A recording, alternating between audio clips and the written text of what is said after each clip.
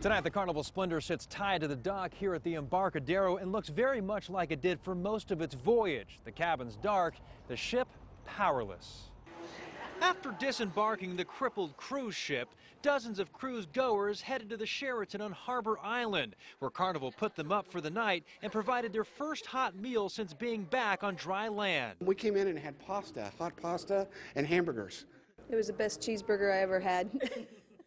Even though the ordeal aboard the ship was far from perfect, these passengers tell us Carnival couldn't have done a better job accommodating them. So you guys would cruise again with Carnival? Tomorrow, if I could. But from the home videos taken aboard the ship, you can see what started out as picture perfect. Gordon has some ribs. Is that steak, Steve? Quickly turned into a nightmare for many. There is absolutely nothing to worry about. As smoke poured out from the engine room on fire, people sat on deck in disbelief. Kidding me. Power quickly went out, making it impossible to see inside the guest cabins. And to make matters worse, floors became slippery as water dripped from the ceilings above. For these honeymooners, the worst thing imaginable. Not having flushing toilets for the first 14 hours, that was a pretty bad ordeal.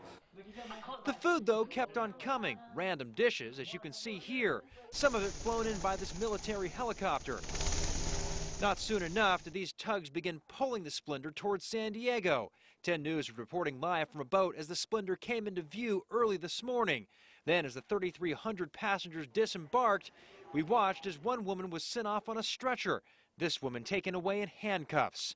Nonetheless, all couldn't have been happier to be back on dry land. And I'm told the Splendor will remain docked here until at least Sunday while its engines are fixed. The hope is to get it back in Long Beach by Monday so it can be readied in time for its next scheduled voyage, November 21st. We're reporting tonight from the Embarcadero. Preston Phillips, 10 News. And the Splendor's next 7-day voyage was supposed to start this Sunday, but tonight that trip has been canceled, of course. Tracy and Michael Bosco were scheduled to be on that luxury liner and flew out to San Diego several days early. But with Splendor dead in the water, they want a refund, but they say that Carnival is stiffing them. Carnival's going to reimburse us for the price of the cruise, but only $200 each for travel, which costs us well above that to travel here.